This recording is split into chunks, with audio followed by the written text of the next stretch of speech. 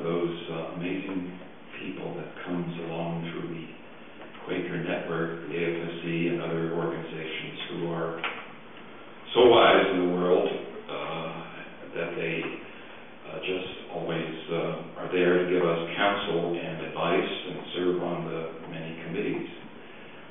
Betty's expertise in international affairs and then in Latin America played a big role in AFSC as I experienced her. In the late 70s, she was a member of our Latin America committee, and she had published a small pamphlet that most of the world has never heard of, but was a very big influence to peacemakers both in the North and in the South, as they call the rich and poor nations. Well, her pamphlet was a analysis of the life of a bishop in Brazil, Elder Câmara. And if the family doesn't have this, I'll try to find it and mail it to you. But it was an introduction to the nonviolence tradition that was sweeping the Latin America countries, and in some rare cases led by a high-ranking bishop. In this case, this man was known as the Bishop of the Poor in Recife, Brazil. So her pamphlet, I remember, introduced me to a whole new understanding of what was going on in Latin America with the liberation theology movement and the efforts to reverse the years of colonialism and poverty and injustice. So for me, Betty was always one of those very wise advisors to the service committee, and we, of course, tried to make good use of her as a speaker as well as an advisor. And that is also true of our United Nations work, which, of course, she was very well known for. But then most recently, at least near the time that she was closer to retirement, she made a trip that's referred to in the obituary this morning in the Philadelphia Inquirer. She made a trip to El Salvador with a small delegation of Quaker and other religious people. And that's where she met with another great name in Latin American history, Archbishop Oscar Romero of El Salvador. And she and the delegation met with him the day before he was brutally murdered on the altar when he was celebrating Mass. And Romero was, in a sense, Câmara's successor, as though they both were still alive then, but they both represented deacons to the poor of a church that was yet to be in Latin America, a church that stood up for the poor.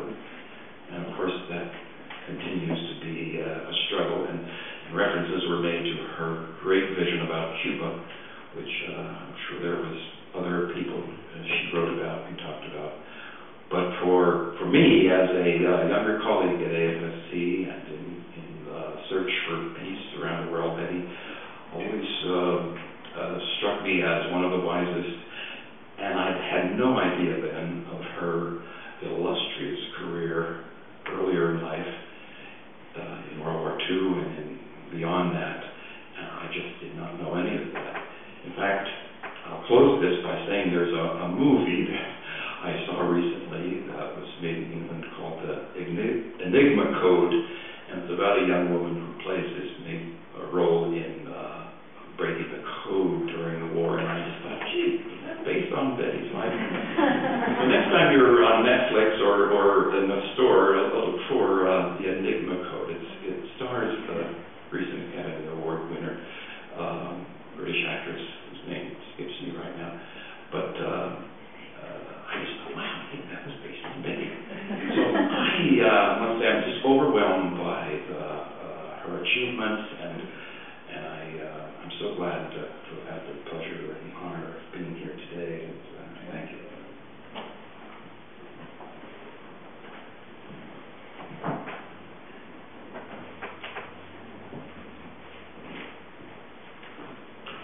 Like Pat Finley's daughter, I too had the privilege of interviewing Betty a few years ago for a project I was working on.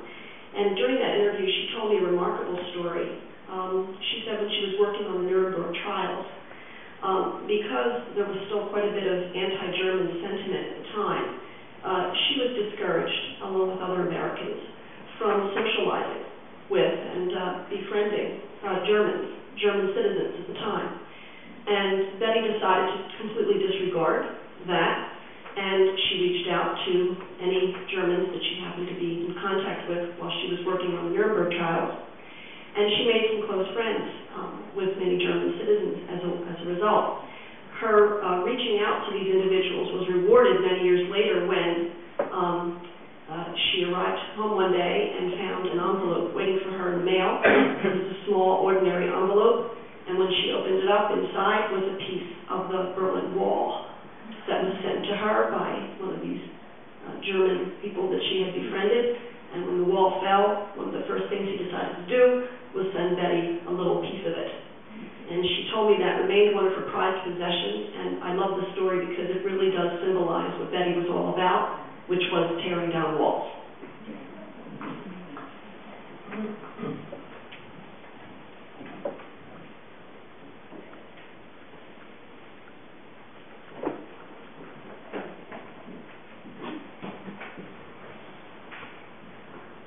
My name is Barbie Giles Sampson, and I went to work for Betty in 1963 when she was director of the Latin America program at the National Catholic Churches. And so much of what has been said today resonated for me, but I must say that one of Betty's well-polished skills was indeed her toughness. All of the representatives in the Latin America countries back in the 60s, were men who had strong opinions, as you might hope they would, about how their program should go and what should be happening. And there were definitely times when Betty didn't agree at all.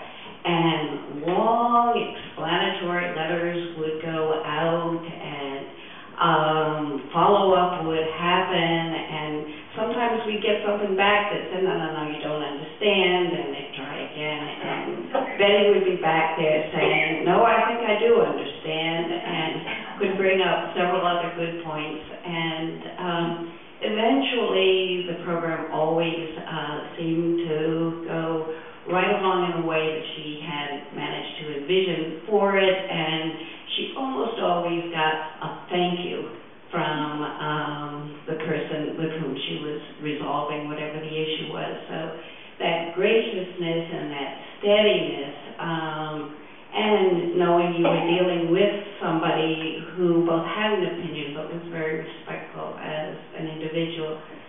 And I must say our family has loved receiving the Christmas cards every year. She seems able to keep up with families, our children. We saw Betty, I guess 2 years ago about now, and she was that wonderful